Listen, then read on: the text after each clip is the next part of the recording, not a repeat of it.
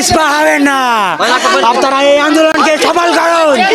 পাশাপাশি আমি সমগ্র বাংলাদেশ সকল আপামার জনতাকে অনুরোধ করব, আপনারা এখনো যারা আপনাদের সন্তানদেরকে ঘরে আটকে রেখেছেন, আপনারা দয়া করে তাদেরকে ছেড়ে দিন। এই আন্দোলনে অংশগ্রহণ করতে দিন।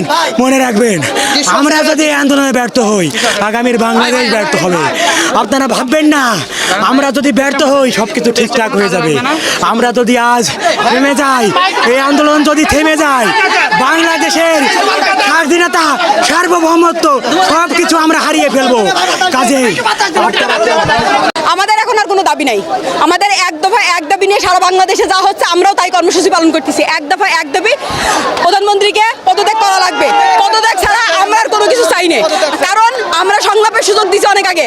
18 তারিখ থেকে শুরু করে যে পরিমাণ গণহত্যা, গুম চলাইছে, এরপরে আর আমাদের কোনো রাস্তা নেই। আমাদের পিঠ দেয়ালে ঠিক গিয়েছে।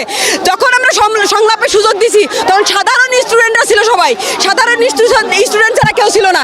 সেইখানে মাইক দেওয়া হয়েছে, গুম করা হয়েছে, তাদের বাপ মাকে তুলে নিয়ে যে হয়রানি করা হয়েছে, সব ধরনের প্রস্তুতি তারা নিয়ে করেছে। এখন আর সংলাপ কিসের ভাই? এখন আর কোনো সংলাপ নাই। আমরা একটাই দাবি, একটাই সবার এক দফা একই দাবি, আপনি পদত্যাগ করেন। কারণ শেখ হাসিনার পদত্যাগ আমাদের পুলিশ আমাদের উপরে সন্ত্রাস বাহিনী আমাদের গ্যাস সরছে আমাদের চোখে। আমরা কোনো বিশৃঙ্খলা সৃষ্টি করে নাই, ওরা নিজেরাই আমাদের উপরে নিক্ষেপ করছে। পুলিশরা হিজলা আরে ছাত্রলীগ,